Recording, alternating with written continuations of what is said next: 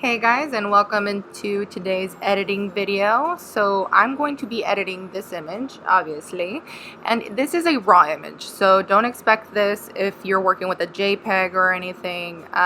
Unfortunately, JPEGs are kind of notorious for not being the greatest quality. With the raw image, you have all the raw kind of details and all the raw components of the image, so I'm able to save it. Here I am. I brought down the exposure a lot. The exposure was obviously overexposed. And using that dropper tool, all I did was click on a white section of the image. You can also click a gray section of the image and it will work easily and quickly. Again, just straightening this, doing some really basic stuff. The biggest thing I could tell you is if you have something that's really like off, it's probably going to be your exposure and your temperature, so tweak that a bit and see how you like it. Now what I do sometimes is I come down to transform and I'll click auto and I'll see what the software wants to do, and I'll kind of let it do its thing. Again, because I'm shooting in a white setting, I will go ahead and desaturate mostly everything. I've desaturated basically anything that isn't, skin tone color like orange, yellow, and red. I will go back and forth and just kind of tweak it a bit. Your image might not need this, but it definitely helps. And then I just go through and go into luminance, do the same thing, see if I need more airiness, and that's where I kind of drag it up and make it brighter. So this is how far we've gotten so far. Now we're going to go ahead and clean up this edge. What I like to use is the heal tool in Lightroom, and then I'm just gonna go around and selecting it. At this point in my life, if you guys don't know that I have kids, so you're gonna hear them in the background, and it is hot, so you're also gonna hear my air conditioning. If I tried to make this sound super professional, I honestly would take probably 5 years to edit them until my kids are probably, in school again. So without that actually happening, I am going to just continue on and tell you guys how I did this. So all I'm doing here is cloning and healing, and that's about it. Another thing you can do is if you're really like wanting to get rid of everything, you could bring this into Photoshop and just like erase it all, but I'm trying to just do this in Lightroom for now. So you can also dehaze, which dehazing, what it does, it doesn't make absolute white, but it does add this haze if you go into the negative. So it kind of creates this kind of film fog, hence the haze.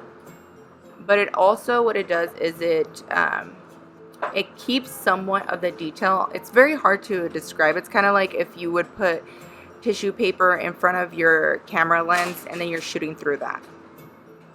So that's what I'm doing here, and it obviously looks way too overdone, and then I do have the auto mask on, if you can see there, so it's not gonna target any of her shadows, so I'm having to go back in and actually just like brush it on the actual shadows. So I'm just gonna be tweaking this. Dropping your clarity also helps. Dropping clarity, what that does is it softens the edges of all your subjects or objects. Another thing you can also do is drop down saturation, which I did here as well, just in case there is any like kind of bounce back color or some like weird shadow color that's going on. But yeah, you're just wanting to kind of blend everything in, I guess.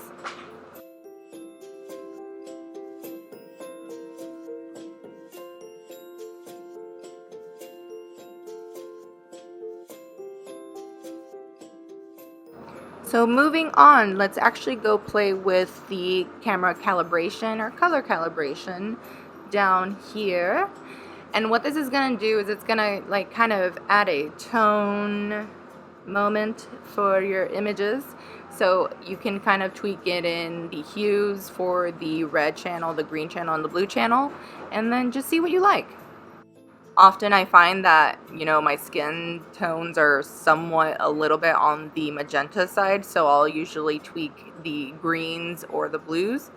If you tweak the reds, I'm not gonna lie, it kind of goes into orange.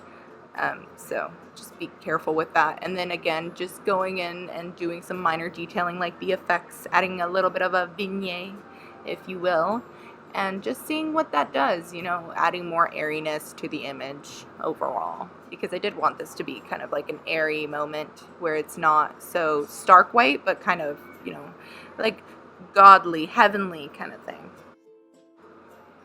Okay, so again, minor details, touching up things.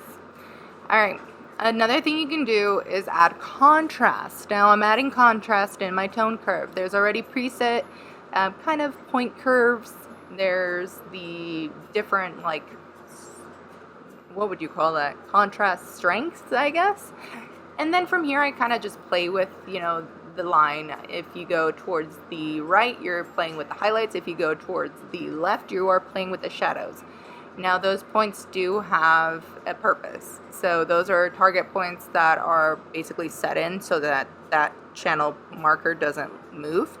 The best way I can probably describe that is just the point in the lightness, I guess. You know what? I'm not gonna lie to you guys. I don't know how to best describe it, but you can probably Google it, and that will probably help way more than I'm helping you right now. Because I'm gonna confuse you all, because I don't know how to properly explain this. Alright, so here's our before and after. I mean, that's pretty dramatic. But also, I shot this wrong. So let's keep that in mind. But you know what? We all make mistakes. I should have fixed this in camera. I should have brought down the exposure and probably fixed my white balance, but I'm not gonna lie, this was a 3 to 5 minute quick shoot, and we just had to do what we had to do and get out of there. It was really hot this day, and I remember just being like, we need to go.